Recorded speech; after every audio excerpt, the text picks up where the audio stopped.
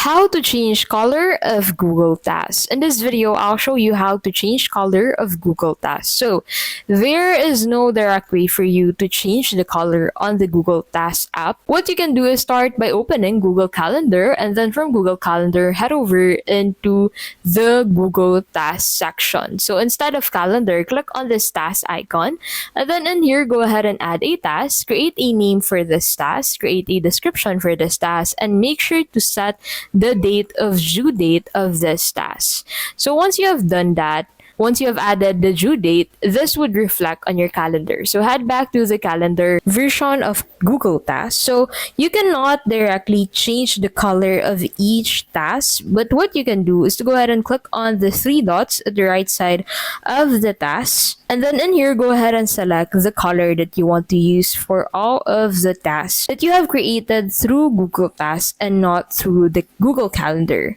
And that is how you can basically change color of Google Tasks. If this video was helpful, please don't forget to give this video a like and subscribe for more videos like this.